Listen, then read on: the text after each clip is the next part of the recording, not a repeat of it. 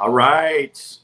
Good morning. Good afternoon. Center for Spiritual Living, Palm Desert, and friends all over the planet. Literally, friends all over the planet. We were just talking about this a moment ago before we came on live that I'm here in Palm Desert. Dr. Will Coleman, who I'm going to tee up here in a moment, is in Decatur, Georgia, which, just outside of Atlanta. Or as he would say, Atlanta is just outside of Decatur. That's right. Decatur is the point of origin. There we go. That's right.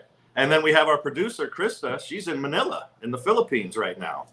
And we are simultaneously together. And that's the beauty of technology. And I know Dr. Will's been a champion of this for quite a while now. Long time. Isn't it beautiful, though, that we have the opportunity to be together real time? It's a comfortable hour for myself and for you, for Krista. I think it's 1 a.m. in the morning. So maybe that's comfortable for her, though. She could be one of those night owls. So we appreciate you being here to produce the show, Krista. Dr. Will Coleman, thank you so much. This is part 2. We were just discussing as well that the last time we were on was almost 3 months ago, 2.5 months ago, which it didn't seem like that long. But amazing. July 23rd. I'm so grateful that you have come back on the show, the program with us to bless our community. Again, I want to say good morning, good afternoon, good evening, wherever you're joining us from right now. I'm Reverend Charles Hall, Associate Minister, Center for Spiritual Living, Palm Desert. We're blessed to be simulcasting on YouTube Live, Facebook Live, and who knows what other platforms we might be on. But we just want to make sure that we're exposing you today to the wonderful, magnificent Dr. Will Coleman, Associate Professor, Interdenominational Theological Center, PhD with distinction, Systemic Theology, Philosophy of Religion, Theological Hermeneutics. What you're basically you're a big brain and a huge heart. A big brain and a huge heart. I'll take that. I'll take that. Yeah. Quid pro quo. Back to you. Big brain and a huge heart. Yeah. And I'm grateful to call you a friend and a mentor and a teacher. Same. A friend, mentor, and teacher. I appreciate that we can catch up on life and talk about family and things, but also it's such an honor to sit at your feet and be taught by your insight. And I know that's what you're bringing to you today. So good morning, sir. Welcome to the show. How are you today? I'm doing just wonderful. It's beautiful here in Atlanta. It's fall time. Well, temperature in the 70-ish and clear day today, no rain, and it's nice and breezy. So this is a good day. A very good day. And it's good to be with you again, as always. Thank you so much. Yeah, I'm so grateful. Grateful to have you in my life. It's a wonderful adventure. So will you unpack, just to get us going here a little bit, what is an interdenominational theological center? What happens there and what's your role? Oh, wonderful. So the Interdenominational Theological Center is located in Atlanta. It is a consortia of 6 African-American schools of theology, seminaries that come together and have created, back in the 1960s coming forward, have created a very powerful and extraordinary degree program in Master of Divinity, Master of Arts, theology, doctorate degrees. And so our students many of them traditionally have come to study in preparation for ministries in congregations. But now, since the reality has changed in so many respects, we have people who come because they want a theological education. They want to study religion, want to study philosophy. As you said, they want to study spirituality. Some want to pursue going forward into a congregational setting. Others, political, social activism. Others want to do grad school so that they too can in turn become professors. So we have a wide range. And we have become, as of last semester, like many other places, virtually 100% online. I was one of the pioneers, as you indicated, years ago. That's right. You're at the forefront of that. That's right. Can Yeah. So, folks can folks take just a class like if there's a particular interest they have, can they do a 1-term class, or do they yeah, have we to offer engage? that too because since we've become more online and have much more of the international scope, reach, etc., people can take particular interest without quote unquote necessarily pursuing a full degree. Gotcha. Okay. Okay. So we have So options. an option. So it's a notable place for folks to Yeah, well just Google IT, the www.itc.edu. That's the homepage, that's it. www.itc.edu. Yeah, that's it.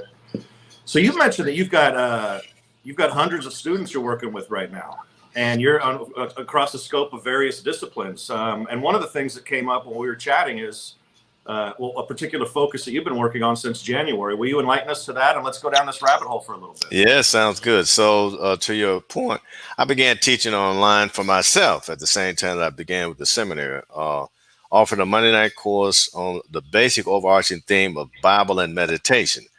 And I began with about 20 students at that time, and now we've increased to an average of 70 to 90 students.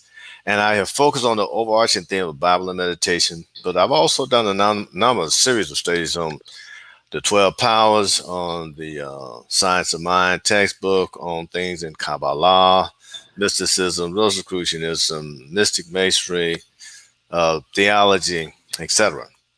So for the past year, now almost 9 months, I would say, I began to focus on the theme of where's the feminine? Where is the divine feminine represented in biblical texts and ancient Northeast African texts and Kemetic and Assyrian, etc., even in Greco-Roman? And what happened? What happened to the place where we are now that we don't hear much about the divine feminine? We hear more about the masculine, God, but very little, if any, about the divine feminine.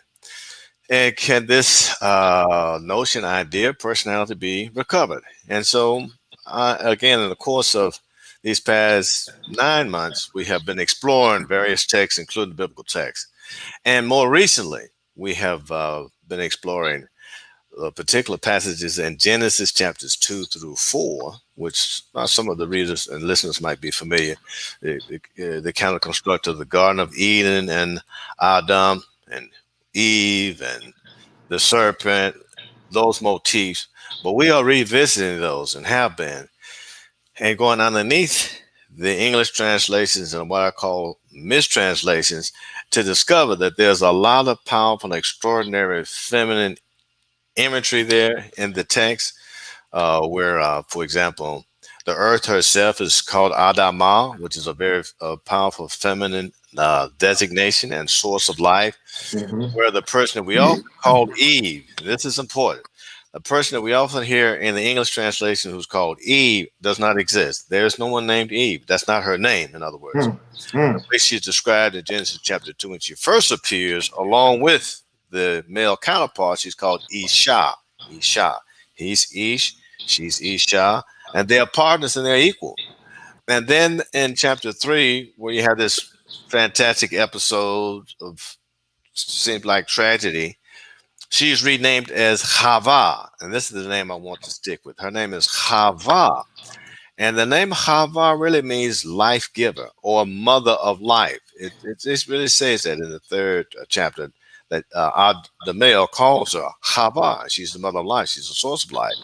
And so too in chapter 4. And it's these little clues that are available in the Hebrew text when you read the Hebrew that you don't get in the subsequent Greek, Latin, and then English translations.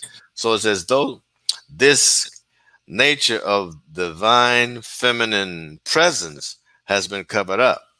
Another place in Genesis chapter 1, when it speaks of the spirit hovering over the face of the deep. We're all familiar with that thing, but we're not as familiar with the fact that the word for spirit in Hebrew is feminine. So this again, ruach is the feminine presence, like a midwife hovering over what will come forth out of the waters and the successive days of and patterns of creation. That the feminine presence is very much there. Or again, that the word God in chapter 1 in Hebrew is strong ones. strong ones, and these are both masculine and feminine powers of creativity.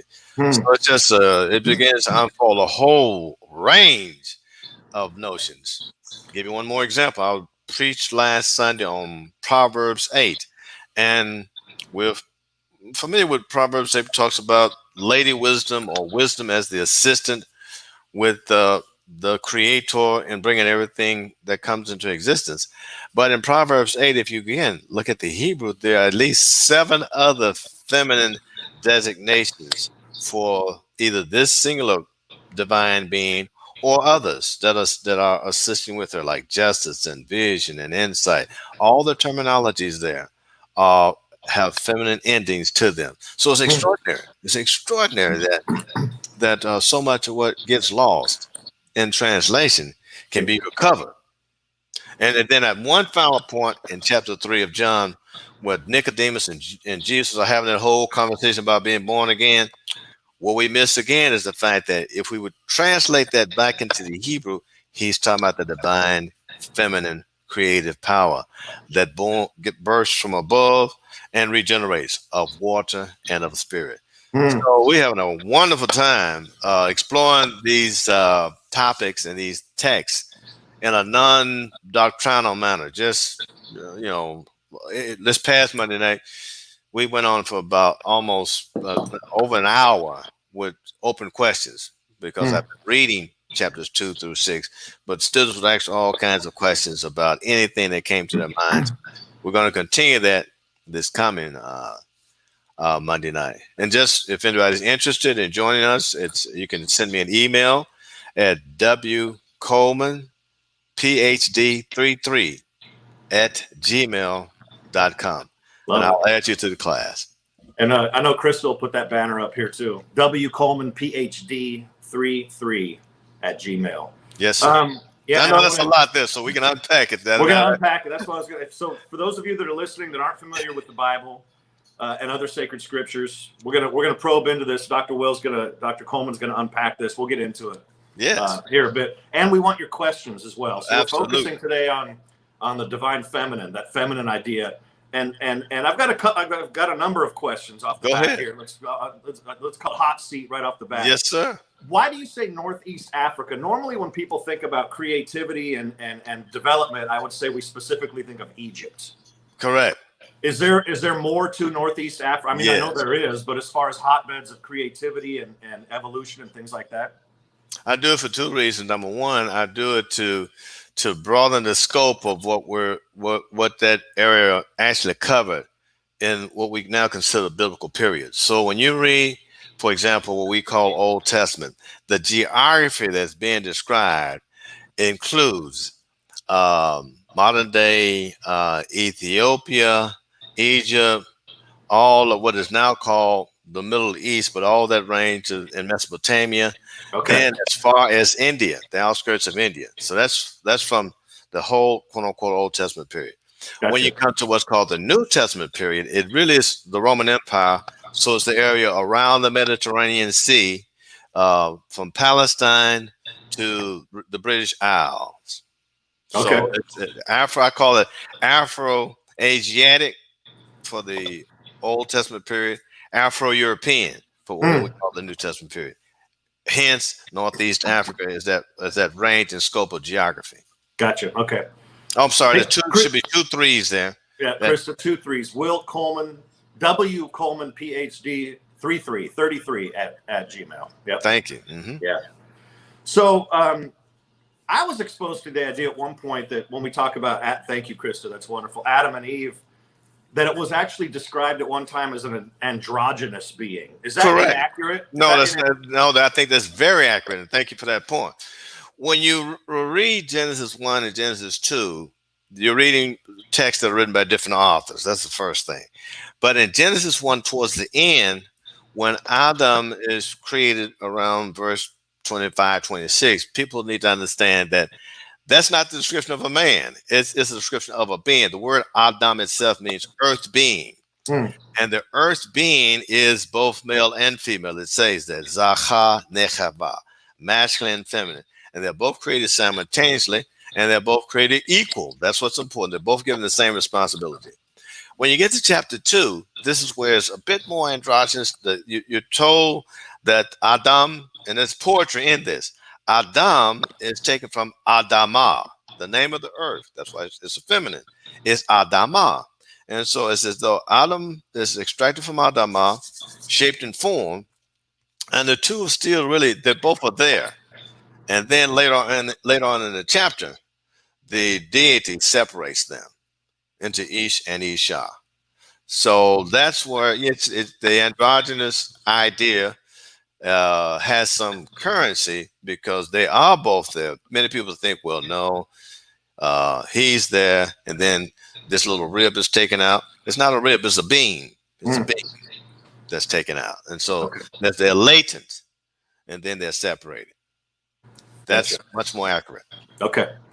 You mentioned you used the words covered up. Is that because is the divine feminine have been covered up in sacred scripture? Is it well, first of all, mostly just the Bible and not other sacred texts of other cultures and areas of the world? And is it because it's been predominantly male centric and edited male centrically for so many years? It's both, and thank you again. You know, you're right on it. This is my assessment. First of all, when you are, and this is why we go back to the Hebrew, translations change meaning. That's fundamental. There is no way really to translate anything from one language into another. You can't really translate English into French. For example, you got to learn French, and you got to get into the world of French or Spanish, etc. Same thing is true with the biblical text. You really can't translate it into English. You've got to try to get to that Hebrew original text. So over a period of time, when it's translated from Hebrew and Hebrew culture into Greek culture, Greek ideas influence it, translated into Latin ideas influence it. And so just the process of translating from one language to another changes the meaning and changes the understanding, changes the interpretation. On top of that, as the change in the different attitudes in the particular cultures. For example, if you're again in the ancient Northeast African culture where parity between male and female is a given, you have gods and goddesses, etc., that's not problematic at that juncture. But once you move into a culture where now people are becoming much more monotheistic and also much more male-centered themselves and male-dominated, then yes, the language about it is going to change. So you go from Elohim, living ones in Hebrew and Genesis, to Theos, that's a singular male. Or you go to Deus, that's a singular male. It's not androgynous, it's not either or, it's specific. And to your second point, if over time men are primarily translating the text, they're seeing themselves in the text. And they're writing them. It's called eisegesis. Eisegesis means not when you draw meaning from the text primarily, but now you read meaning into the text based on your own situation and your own increasing entitlement and privilege. So this is what happens over time. So you go from English, no, you go really from the Hebrew to Greek, you go to the Latin, you get to the German, then you get to the English. Well, it's a done deal by the time you get to the English. The words don't even mean the same thing anymore. So you can't tell. As I said in Proverbs 8, you have all these terms, wisdom, righteousness, justice. In English, they may sound neutral. But again, in the Hebrew, they're feminine terminologies. So even at the very least, it's talking about feminine forms of intelligences. That's extraordinary. And then combine that with the idea that these can be constructed as divine feminine attributes and or divine feminine personalities. Amazing. If someone really wanted to dive into this and have a firsthand account really through their own experience of it, what I hear you saying is that we have to understand some Hebrew. Instead of learning the entire Hebrew language, are there particular words or phrases or aspects of the language that would be important? So what I do with my students is that and get this to the internet again, what my seminary students, when I'm introducing them to these concepts, I don't want them to just hear me. So I will point them to various what are available now online, internet resources where they can have access to Hebrew, English versions of the text, Greek English version of the text, Latin English versions of the text. That way they can, they can see for themselves. They might not be able to read the Hebrew, Greek, Latin yet, but they can see the translation, even the differences in translations in the from the Hebrew to the English, the Greek to the English, the Latin to the English, and see how these changes have taken place over time. Mm-hmm. So a place to begin is right there on your phone. I have my apps on my phone, your computer. The technology is fantastic. So that's the first place, is to actually give people an opportunity to see it and to explore it and to play around with it. That's what we do on Monday nights. I'm Okay. demonstrating, but I'm not being dogmatic about it. I said, this is what I've discovered. What do you think? Speaking of your discovery, so let's dive in here then. Speaking of the feminine, as you've been diving in, and I'm excited to hear this too, and I know plenty of our listeners. And again, as you're listening to Dr. Coleman, please, if you have any questions or comments, Write them down. Ask them. Yeah. What have you discovered? What have you uncovered? If there's been, whether intentionally or unintentionally, a cover up happening over thousands of years, what are you now uncovering? Uncovering that there are clear images and representations, for example, of feminine representations of the Hebrew idea of not just God but goddess. That there are sculptures of such, Egyptian, of course, Babylonian, of course, and then Greco-Roman, and that, as I said earlier, this is not knowledge that is hidden anymore. It's very much present. Mm. And so when we read these ideas, here's a simple one that's almost comical.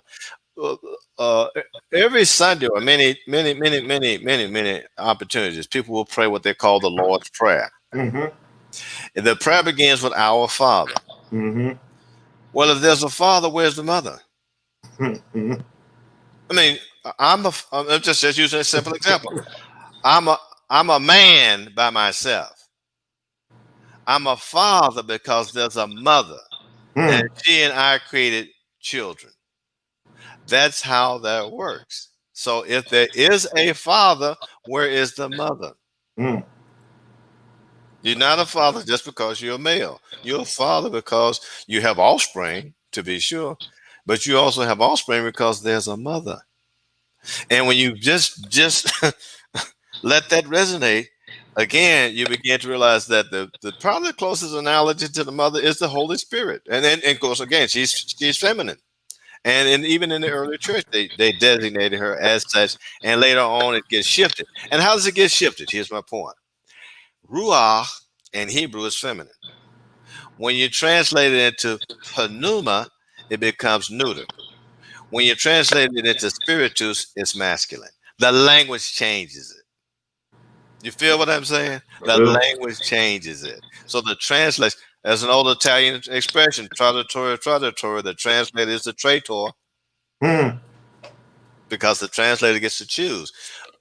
Consciously, unconsciously, rightly or wrongly, no translation is unbiased, can really change it to fit the current theology, politics, and economics of their given time period.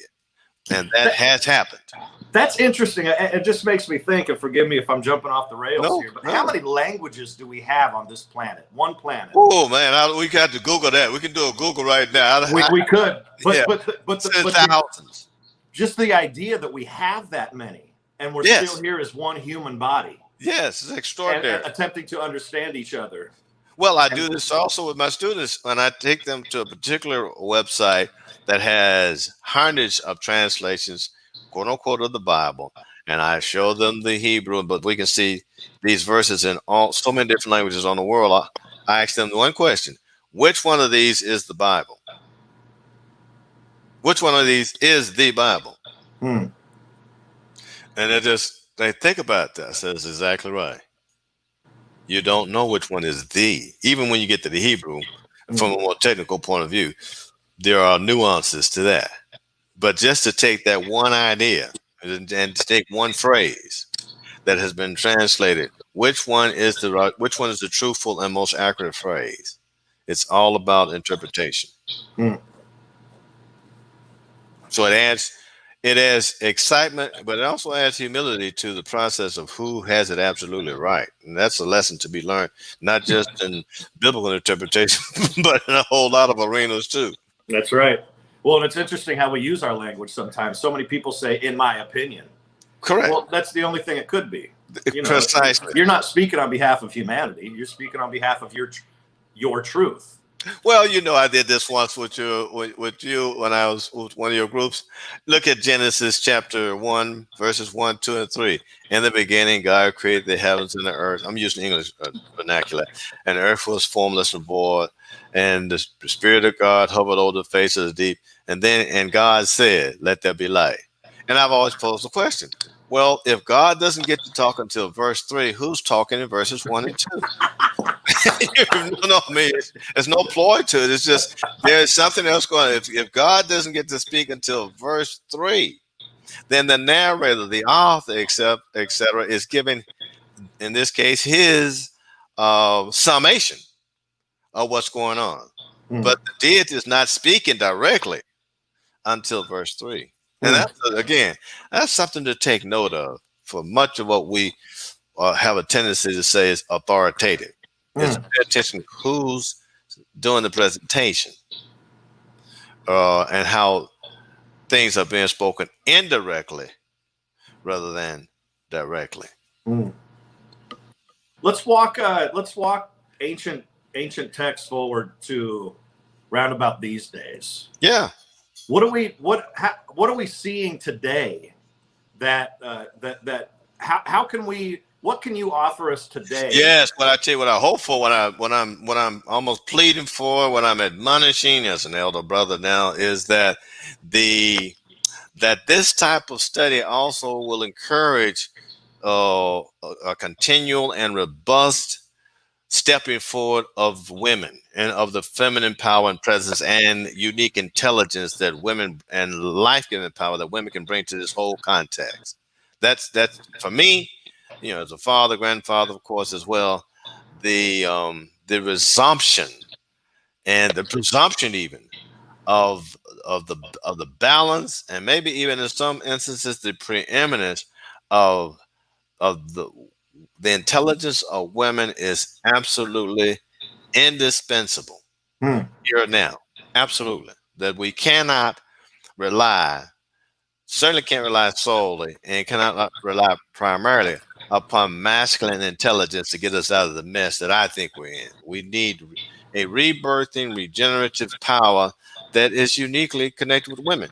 Psalms 8, again, gives an example because it says that the deity calls wisdom forth. She calls her forth to participate in the processes of creation.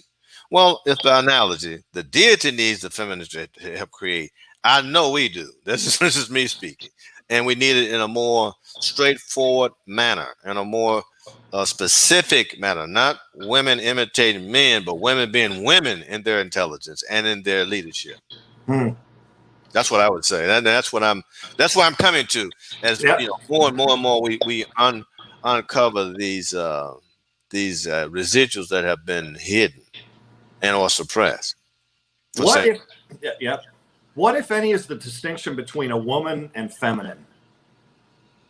Does the feminine principle, because we talk about the mother father in Science of Mind, mother father God. We talk about the divine feminine, the divine masculine, and how they both show up in each other. Is there can a man assume some of these things as well without being a woman and help be on the vanguard? I think in this verse we can learn how to follow. We can learn from women who we have archetypes of maleness that have been so strong for centuries. This is what I meant about making that distinction between not just women imitating men, but women being women in their own the integrity of their own being.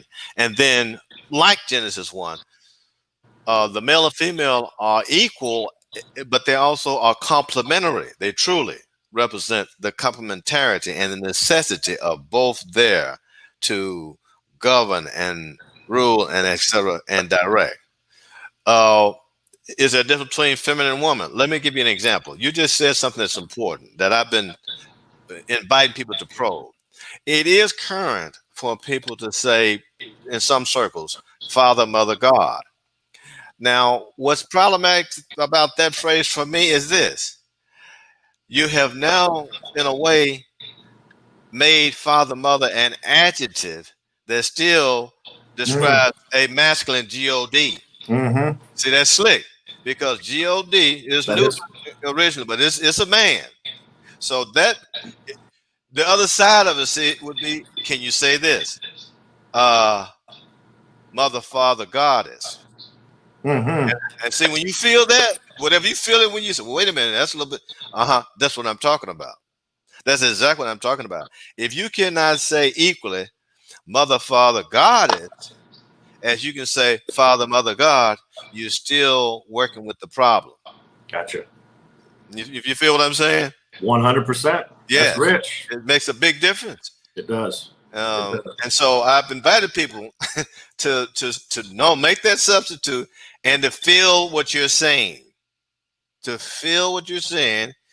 And if you're feeling any of this when you say mother, father, goddess, there's an irresolution there. Something has not been resolved.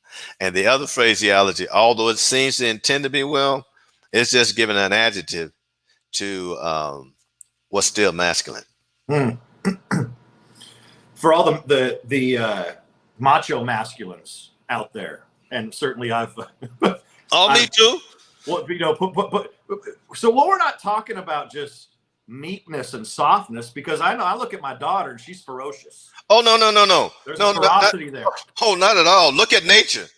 Yeah. And again, just to your point, those other attributes are there with in chapter 8 of Proverbs. Their names are Arma, that's prudence. Da'at, that's knowledge. Mezimoth, that's vision, insight. Edzah, that's counsel.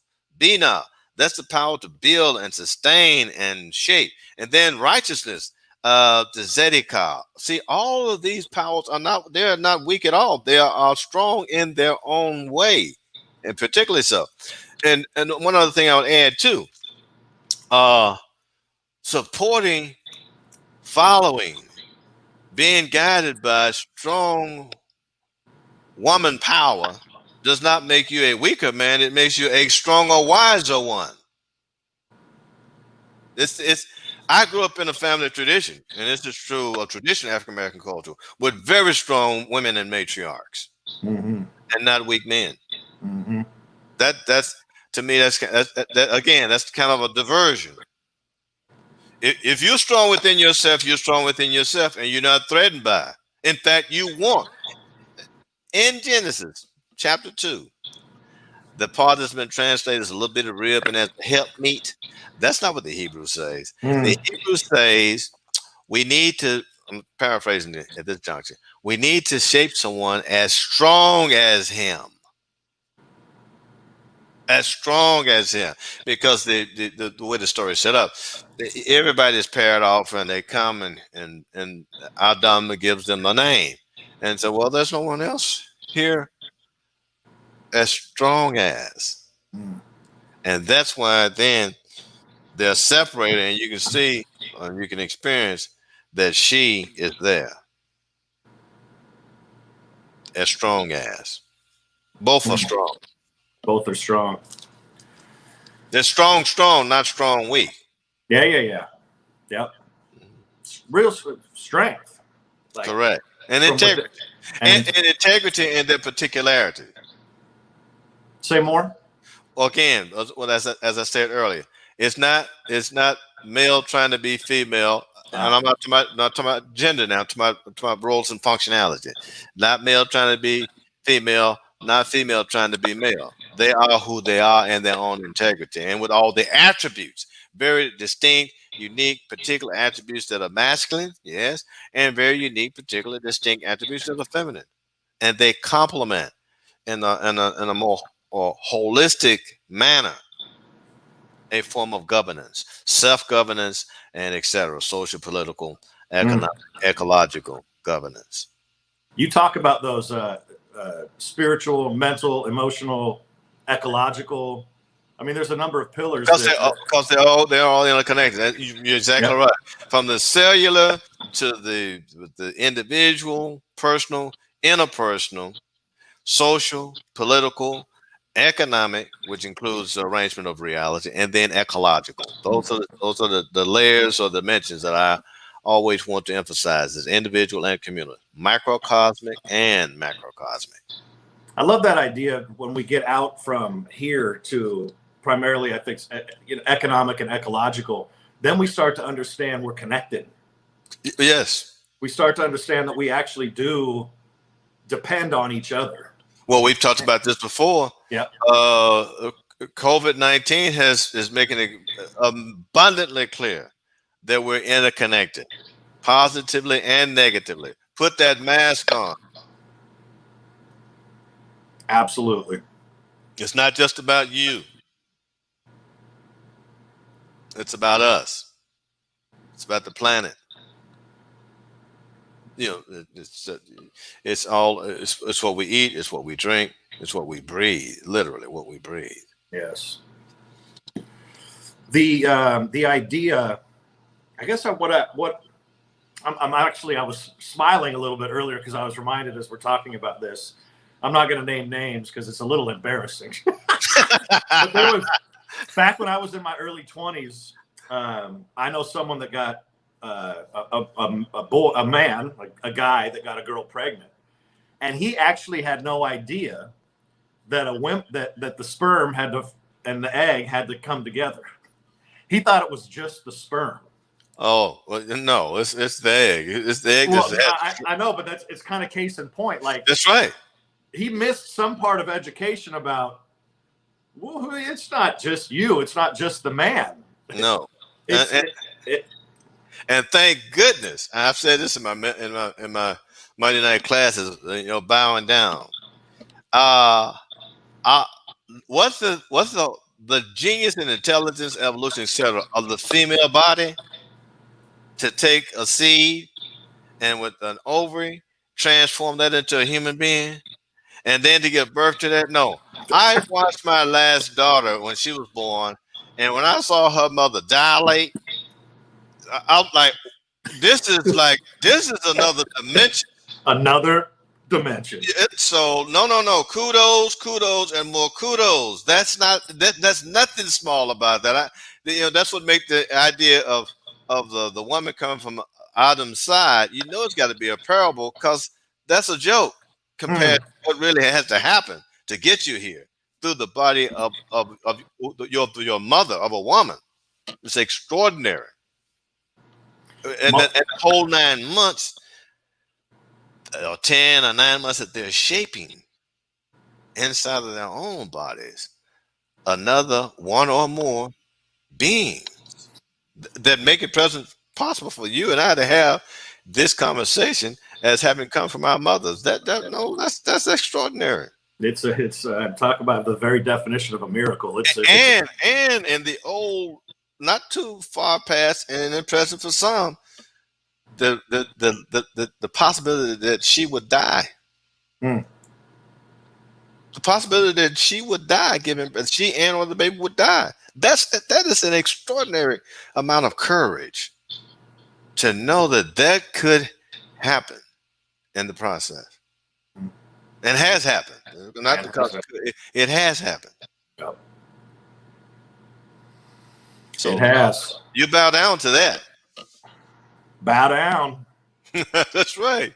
Let's go down this rabbit hole for a minute. If there's a hole here. So there's a lot of talk about race happening right now, and a lot of and from a white man's perspective, Caucasian, I will never understand what it's like to walk in your shoes and what you experience. Can't do it. And I seek to be as aware, educated, sensitive as possible in order to be compassionate, sympathize, empathize, these things. As men, we're at a particular time as well when we're all being called to wake up. How does a man do the same work? Is it the same work to to investigate more. What do we do? Do I investigate more women, the feminine, how to operate the gifts and the strengths that women possess in order to bring us along even further? As a man who's not a woman, who can't understand what it's like to be a woman, to seek to understand, harvest that wisdom, and live a bigger, fuller life. Does that make sense? Yes. Again, I said we talked about this. I'm gonna come back to it. We talked about this too before. It's not only a matter, from my point of view, of being empathetic and understanding. It's also a matter for me of reckoning with the power that comes to all through appreciating. Let's take the feminine first. Through appreciating what that really means and what that has entailed, and how that has been denigrated. Let's say it this way: how that has been denigrated by the false imagery and cover-ups about the divine feminine. That's why it's more important not just to talk about equality, but the preeminence of recovering the feminine. That we need to hear and see from them and stand with them. I say the things I say because I have daughters and granddaughters, and I do not, and I refuse to have them come into a consciousness or be sustained in a consciousness that has them thinking that they're less than queens and goddesses. Amen. Forget that. And so my job, therefore, is not just to be sympathetic towards them, but to be an advocate for and with them in my position of authority as I have acquired it. And to speak not for them, but to speak for myself about them. Does that make sense? Yes. For myself about them. All right. Not exactly identical, but similarly so. When you can see African Americans again and again and again being, I don't know how else to describe it, but butchered in some respects, it's not just a matter of, lives, yes, they do. But we need to change systemic situations and historical situations that still allow this to happen. We need to change the ink. I say this all the time. Yeah. It's not just about even primarily about protesting. There are old laws that need to be changed. And these old laws that are built in a certain form of ingrained prejudices that have to be changed. You change the law, change the ink, you'll change the behavior. In a culture that, quote unquote, lives by rule of law, and that's a code that's very important, where the average person really does not understand what laws are in local municipalities. We've got to become more intelligent about not the law as a whole, but the law in that particular location and how to change that law, change that legislation, which is more than just electing someone, like changing one shoe for another. It's about changing what is sacred. And what's sacred in this culture, it really is, next to the Bible, and maybe in some respects more important, are constitutions, ordinances, and laws. So when you change those laws, and you learn more about the laws first and foremost, and then change those laws, you'll change behavior. Now, again, that's advocacy, not just sympathy. That is advocacy for the wholeness and well-being of the whole. Yeah. Sympathy is a weak word, isn't it? Well, it doesn't carry the input. Well, again, let's just go back to another example. I could be sympathetic and say Father, Mother, God when I really don't mean it. I really am liking that God part at the end of the statement. But I'm pretending, right? I'm pretending to say Father, Mother, God, but I'm really liking that Father, the noun. Yeah. That those two constructed adjectives, I know they're nouns, but they function as adjectives, are referring to. Now, on the other hand, it's really going to take a conversion for me to say Mother, Father, Goddess. Because again, all of the centuries and all of the latency of that is being reversed. That's what it's not just inviting me, it's compelling me to do that when I say it. So if I say Mother, Father, Goddess, that's changing the ink. Back to my analogy. That's changing the ink. That's centuries of change in the ink. And I have to think through that. What does that mean in my being, my way of thinking, my way of going about my daily activities, my view of women and of all women that I see, that there are just as, quote unquote, males have been seen, in particular males, and specifically as in the image of deity, male deity. And now I've got to look at women as in the image of female divine power and presence. That's a paradigm shift. That's a conversion. And to say it with conviction is to be an advocate for it and with it, and for those who represent. Mm-hmm. Conversion. It's a revolution, really. I mean, you're It's describing it right now. absolutely, So, and it's radical, and I mean radical in the Latin sense of it goes to the root. Goes to the root. it's just it's a reinforcement, Dr. Will, for me constantly of the idea that to walk as an awake human being, you have to be ferocious. You have to be courageous because you have to change. Yes, and to walk without fear. The very process, and I think about it, we are here as a result of millions of years that began in Central Africa, of a human or pre-human, proto-human who looked beyond the Sahara and the terrain, imagined something beyond that, and began walking. And not just once, but in several migrations, walked out of Africa. And we're still walking. So evolution at all levels, physical, emotional, mental, spiritual, is inevitable, and it is absolutely necessary. I said to my students on Monday night, this may sound like sci-fi, but it fits. I said, do you all realize that several million years ago, this continent was uninhabited? I said, but it is now. Very much so. I said, so too. We're going to the moon. We're going to Mars. We're going to Jupiter. We're going to those other locations because it's inevitable.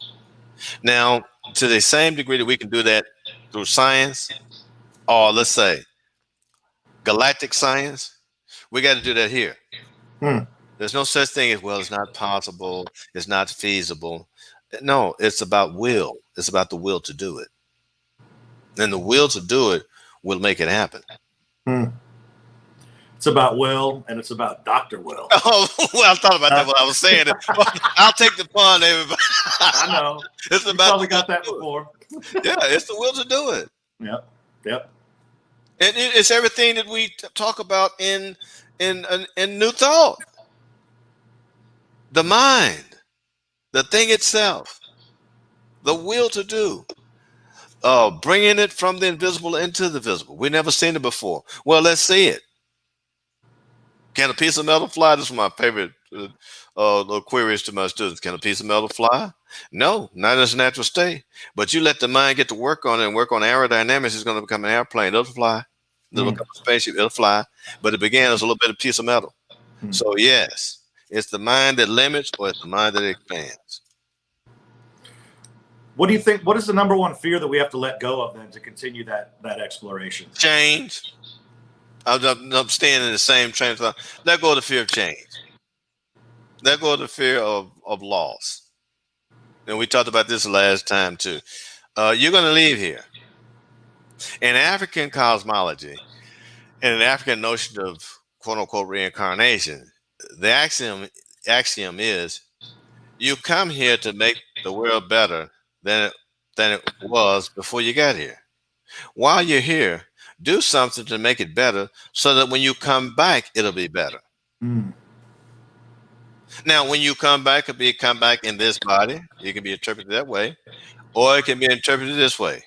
My children, my grandchildren, my great-grandchildren that I won't see yet, I want them to be in a better one. I have to say, it is in a very real sense painful for me to imagine that our great-grandchildren will be wearing masks, and that even now, when they come into the world, what they see is this. Yep. This is what they say. I mean, just the imagery. They see half of a person's persona. They see the mask. They Uh, see, yep. oh, it's extraordinary. That has to be changed. That has to be reverted in some way. That cannot be Hmm. the future. And we have the means, but we can't got to combine mean with will. Not simply to just get along, but back to again being sympathetic. No, it's not just about getting along. It's about prospering, and it's about everyone participating in the prosperity, the multidimensional prosperity of what it means to be alive on this planet at this time, in this solar system, in this galaxy, in this universe. Hmm. And what I'm surmising from our conversation, and I have a sense of already, is moving in the direction of that feminine is part of that healing process. Yes, again, for me, that is it's not just an archetype, that's the reality of rebirthing. Women are constructed in a particular way that brings life forth, that shapes it. That's their evolution, that's their genetics. And to try to sidetrack that, bypass it, leads us to where we are. Hmm. Amen. Well, we're getting close to the top of the hour. Any questions or comments? I'll take it. Anything out there? I haven't seen anything yet. I think we're all taking it in. We're all just taking it in. That's right. I mean, me too. Me too. I'm always teaching with me. Yeah. Maybe the questions might come in later. Well, everybody's got your email address too. Though, that's right. No problem. Yeah, if you got any questions for him, on to Dr. Will. But I don't know what else to say at this point. I feel taught today though. I love it. Run DMC said in a song, next time someone's teaching, why don't you get taught? I love that line. Well, again, I just invite anyone who would like to join us in the Monday night sessions. It's open. It's ongoing.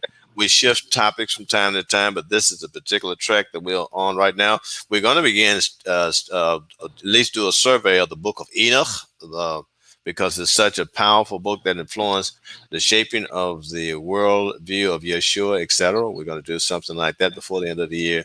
And we'll probably wrap the year up still focusing on this idea and notion of the divine feminine. Love it. Excellent.